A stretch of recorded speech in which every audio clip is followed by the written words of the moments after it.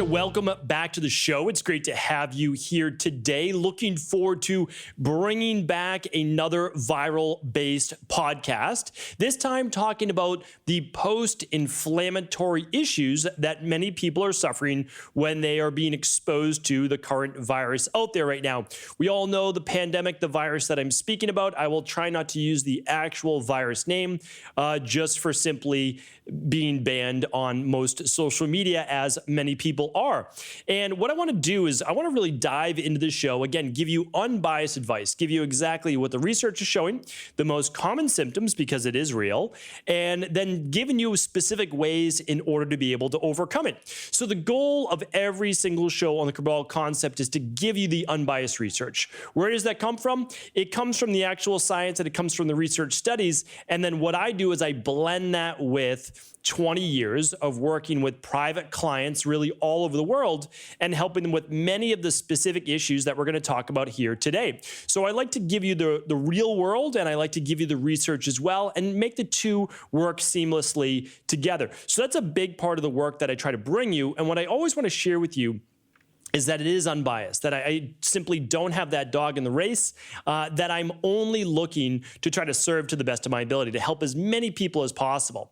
And that's why I haven't done a virus-based update show in quite some time. One, the information hasn't really changed. Yes, we're seeing more cases. If you go back and you listen to my previous shows, you'll absolutely see that this is what I said had to happen anyways. Like, this is how a virus works. We know this is how a virus works. And in particular, this virus is actually much more contagious than even a virus such as the flu. Now, that does not mean that it's more deadly than the flu, but it does mean that it's more contagious. So more people will get this virus. That does not necessarily, again, mean that more people will die all around the world, although we do see there is a mortality rate.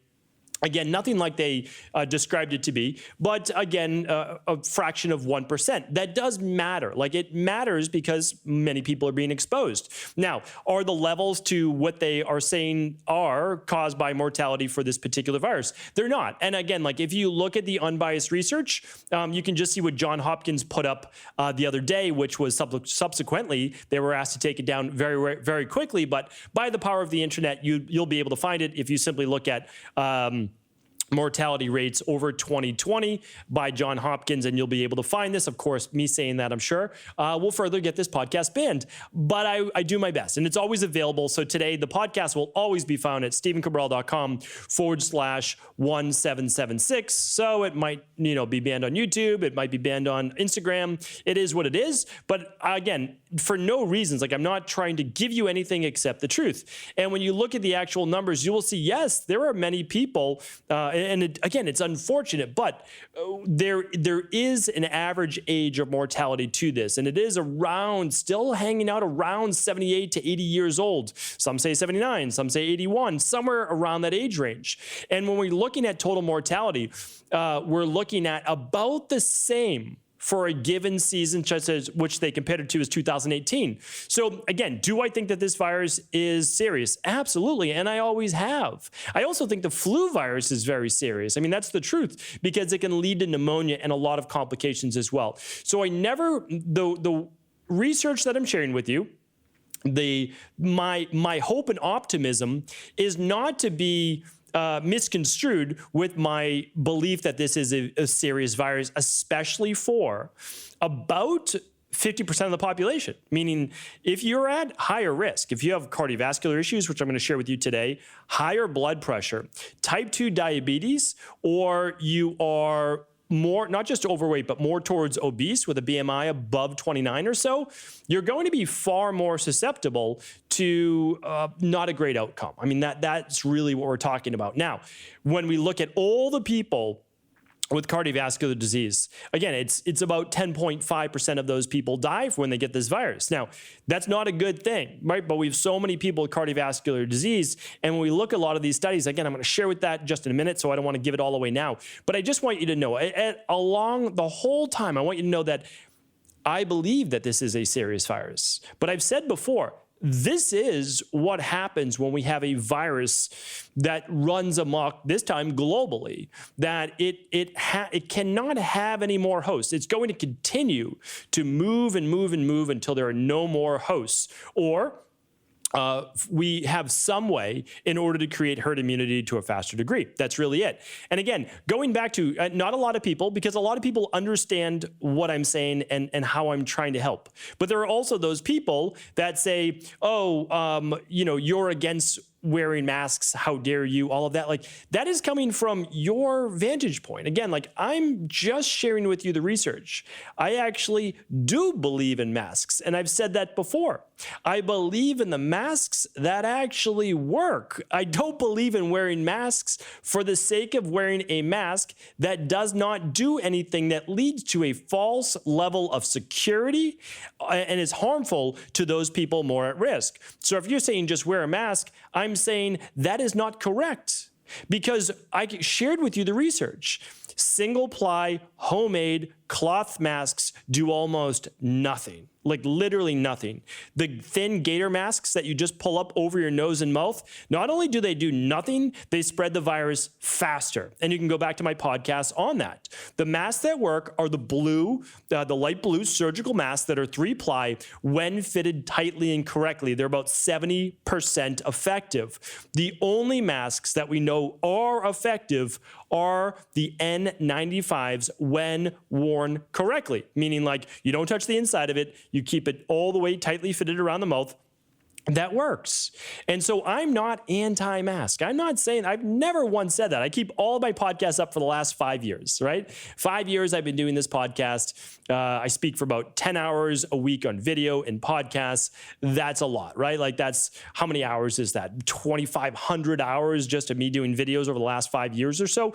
I'm going to mix up my words sometimes, or going to mispronounce a word. Like, those things are going to happen. Everything is up though. I don't take anything down, because I have not said anything that is going against the research of what actually true. People may not like it if I say a gator mask doesn't work or a homemade mask does not work, but I'm actually sharing that out of benefit, that I'm trying to help people realize. If your mom, your grandmother, your grandfather, your whoever leaves the house, or your child with an autoimmune issue, whatever it might be, they leave the house with a mask that is just homemade, or a gator mask, they're susceptible. That's why I share those things. They are susceptible. So you get them an N95 mask, or you get them a tightly fitting 3-ply surgical type mask. Like, those are the ones that we know work. Wearing a face shield in public doesn't work. It works for you, not to spit literally on someone else, that works, but you can breathe in and around that. So I just want to spread the truth, and that's what today's show is all about as well. So now that I got that out of the way, I feel a little bit better about saying that, because again, like, I don't want to be painted into this corner or making this political. It's not political. It's about helping people. That's it. I mean, that's really what it's all about, is helping people through the truth, right? The truth behind the research, no agenda. Okay. So what is this post-inflammatory, post-viral syndrome, or post-viral inflammatory syndrome, that a lot of people are suffering with after getting this particular virus? Well, when I say a lot, I mean fractions of the percent of people that get it, but still, it's enough people that this is causing an issue. Now, the truth is this: we see this with almost all viruses. Mononucleosis, Epstein-Barr virus, we see it with flu viruses. So this is not unique to this virus. So first truth is that this is not unique to this virus, okay? Very, very important to say that. But now we're bringing it to more public awareness, and that's a great thing, because 20 plus years ago, when I had Epstein-Barr virus, when I had Addisons disease, when I had these things, I was one of those people with chronic fatigue, immunodysfunctional syndrome. I had myalgic encephalomyelitis. I had these issues that weren't really talked about in the late 90s. They just weren't. Like, and most likely your MD wasn't going to believe it in the first place, because there wasn't a real diagnosis for it. Now we know there is. But what are the symptoms of that? Well, the symptoms of these post-viral inflammatory issues are flu-like symptoms, like joint pain, weakness in the muscles, your legs feel like a ton of bricks, that it's hard to move them. You're exhausted. Walking up the stairs is tiring. You have brain fog. You're more fatigued and tired during the day. More exhaustion. You might succumb to something like an Epstein-Barr virus. More prone to herpes outbreaks. Anything that's going to be a stressor on your immune system overall. And we'll talk about why that is in just one moment. But I also want to say this, is that if you get pneumonia, if you get a strong common cold, if you get the flu, if you get those Epstein-Barr virus, or even that you've had a herpes outbreak that could then lead to this, like those viruses can also lead to the brain fog, the fatigue, the joint pain, the flu-like symptoms that are ongoing. What's another big one? Confusion, sore throats, swollen glands, trouble concentrating, headaches, and you'll often hear the word thrown out, anergia. And anergia, I just want you to know, it's a medical term we like to use just for essentially fatigue, muscular fatigue along the body. What I'd like to share with you is this, though, is that from those, we can actually end up with more autoimmune-based issues or inflammatory-based issues. So I just want you to know that that can lead to then, if it's chronic, other health conditions. That's why we want to take care of this now. So I want to go over this with you today. The other one that a lot of parents have written into me about, and a lot of my daughter's classmates, they'll ask me as well, like their parents, what about Kawasaki syndrome or Kawasaki disease? Now, so I just want to explain Kawasaki disease. There's been, and again, let me see if I have the stats here for you. It looked like, well, let's explain to you first. So basically with Kawasaki, we are looking at unlike a congenital heart-based issue, so congenital meaning your child was born with it, there is inflammation in and around the heart in some children. And this is with typically like no previous conditions. This happens to about 9 or 10, up to 20 people in 100,000 kids under the age of 5. This is United States stats alone, although more frequently diagnosed and seen, or at least talked about in Japan. One other thing I want to talk about is there's a swelling of the blood vessels. And yes, there is a serious risk for this. Now, I also want you to know that this is by Dr. Owen, I believe. I'm going to link everything up for you today. So if you want to go to stephencabral.com/1776, I'll link up all the research and studies if you want to go a little bit deeper. I believe this is Dr. Owen, but again, I will link that up, who works a lot with children with Kawasaki disease. Most children who get Kawasaki disease and those who may experience symptoms of this new inflammatory disease should recover. So like that's the thing, is like we have a small percentage of children that may suffer from this. It looked like about 10 kids, so about 10 children, not a big number. This was latest statistics, haven't been updated since about beginning of June, but we know that it's a small percentage, small amount of children. And when we look at that, it actually showed that, I'm going to read it specifically for you. Most children that are admitted to pediatric intensive care units had other health conditions such as cancer, obesity, or diabetes. So there are often other underlying conditions. And it shows that only 2% of confirmed viral cases, meaning this virus going on right now with children under the age of 18, that's it. So about 2% of cases for all these viruses are from children under 18. The issue is this. It's actually misleading because they're counting teenagers as children. We really want to block that, stop that around 12 years old. Because when we look at 10, 12 years old, under 10, very, very unheard of. It's almost none at all. It's basically less than 90% of kids, like 90% of children, not teenagers, are not even going to show any symptoms for this particular virus if they do get it. It's not completely known, but the immune system seems to be better balanced, and there isn't this massive production of cytokines, which is the cytokines which are causing now this post-viral issue. So again, I just want you to know that unless your child has a true underlying health condition, the likelihood that anything happens to them with this virus or that they even show any symptoms at all is very, very small. And I gave those statistics before as well. So I don't want to go too deep into this. So now what though is this post-viral syndrome, this inflammatory syndrome? What do we know about it now that this virus has been around for what, about 8, 9, 10 months that we know, okay? So let's go directly into it. So this particular inflammatory issue is a buildup of pro-inflammatory agents. And I'm going to give you the exact quote. I'm going to tell you about what all of this means in just a moment. So it's a buildup of pro-inflammatory agents, especially post-infection cytokines such as interferon gamma and interleukins, which have been hypothesized to affect the neurological control of the glymphatic system, as observed in chronic fatigue syndrome and myalgic encephalomyelitis. The buildup of cytokines in the central nervous system may lead to post-viral symptoms due to pro-inflammatory cytokines passing through the blood-brain barrier in a circumventricular organs such as the hypothalamus, leading to autonomic dysfunction, manifesting acutely as high fever, and in the longer term of dysregulation of the sleep-wake cycle, cognitive dysfunction, and profound unremittent anergia. All characteristics of CFS and ME. Whenever you see that, it means chronic fatigue syndrome and myalgic encephalomyelitis. Myalgic encephalomyelitis, I've spoken about that before in the podcast. That is basically daily flu-like symptoms. When I was suffering from my diseases many years ago, imagine having the flu every day of your life. How miserable that is. Well, that was my life for many years. And people wondered why I wasn't necessarily all that happy of an individual. Think about having the flu every day. It is miserable. It's a miserable way to live. The good news is you can overcome this, even if your medical doctors don't believe you, right? Or they're unwilling to give you these CFS diagnoses. All right, let me go on for the quote. As happened after the SARS outbreak, a disproportion of this virus affected patients may go on to develop a severe post-viral syndrome we term post-virus syndrome. Now, insert the C word for that virus, and there you go. A long-term state of chronic fatigue characterized by post-exertional neuroimmune exhaustion. Now, what does all of that mean, right? Well, here's what it means.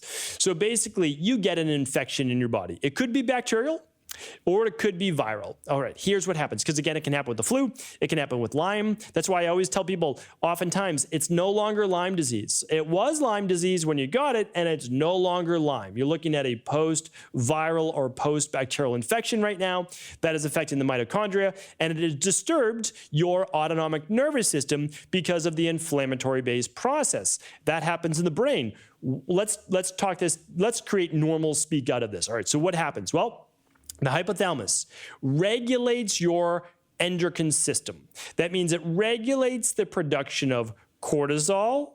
It regulates the production of your hormones like testosterone and DHEA and all of these things that help to balance the stress hormones or the sex hormones, the ones that keep you feeling good and keep your body young, and the ones that cause aging at a faster degree and, when unchecked, higher amounts of inflammation. Well, if we have unchecked levels of cortisol as well, what happens is we end up not producing as much melatonin at night. And if we don't produce as much melatonin at night, well, we can be more prone to what? Depression. Right? That's a big one as well, because we're not producing as much 5-HTP. We're not producing as much melatonin. Melatonin and 5-HTP are intimately connected. Well, what do you need to make those as well? Well, you need magnesium, you need B vitamins, especially B6.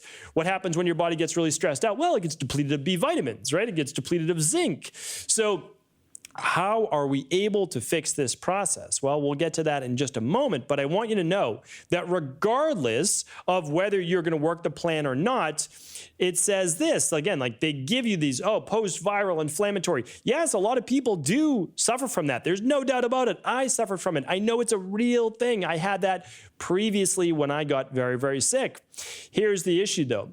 Post-viral syndrome is temporary. Although the effects may linger, many people expect their symptoms to resolve within a few weeks. So again, I know the media is going to bring you the worst case scenario, the things that happen to 0.01% of the population, and they are real, and I don't deny them, and I'm going to try to help those people on this show here today as well. But most people, regardless, recover in about another 3 or 4 weeks or so.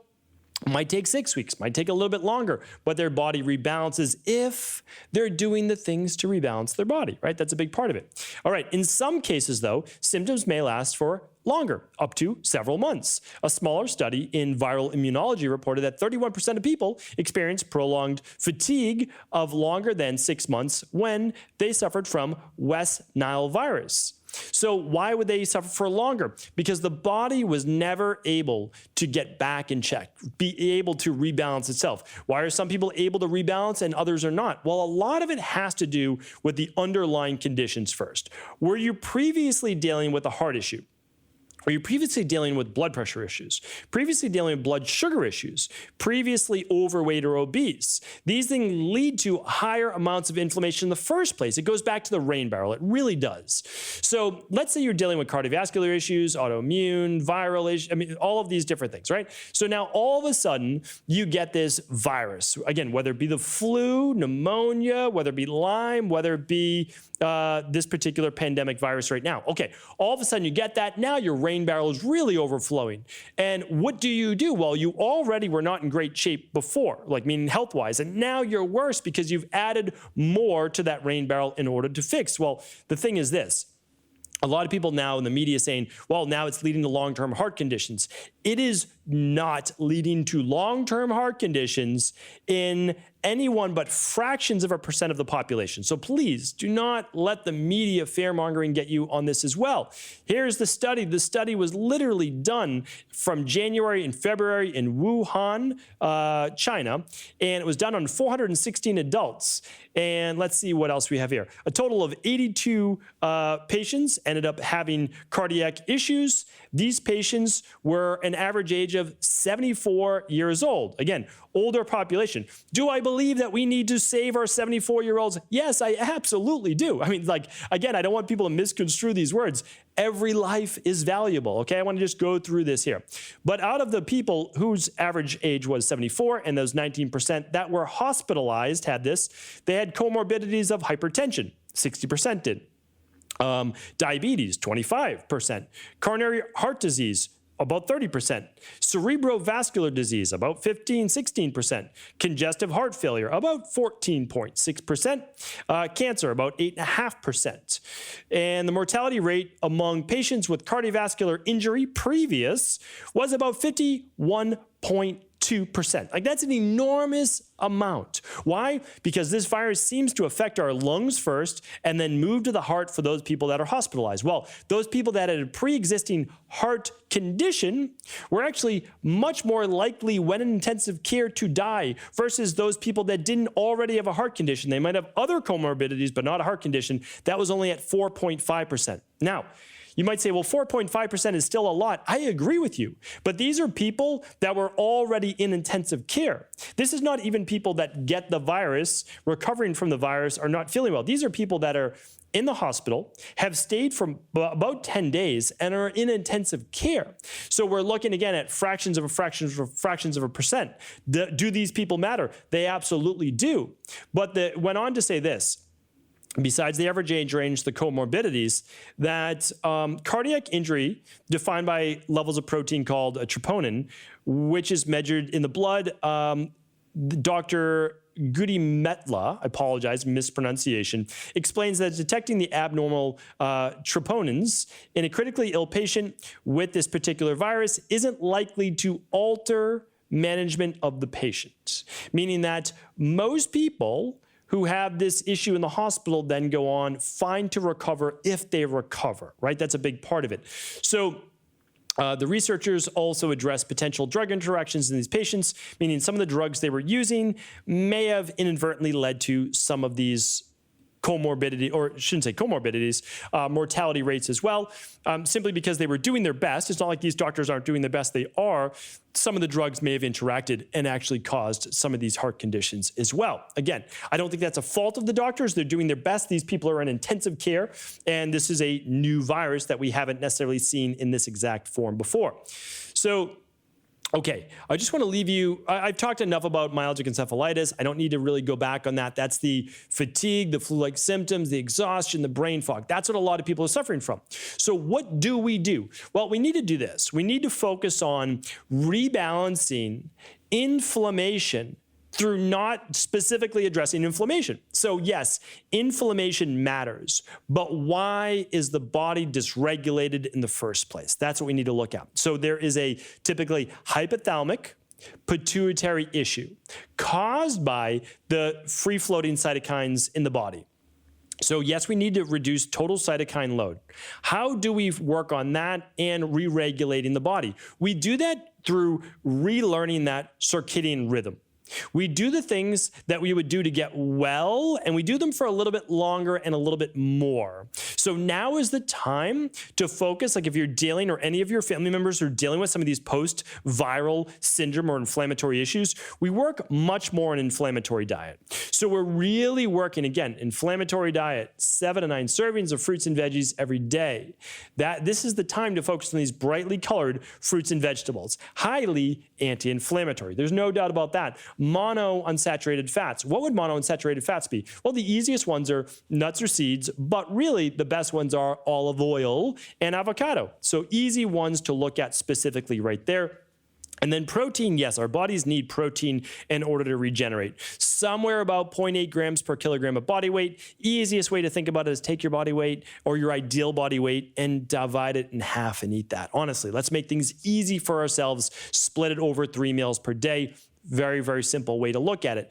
Try to eat easier to digest proteins right now. Your body needs its energy for repair. In terms of exercise, don't just dive back into your gym routine.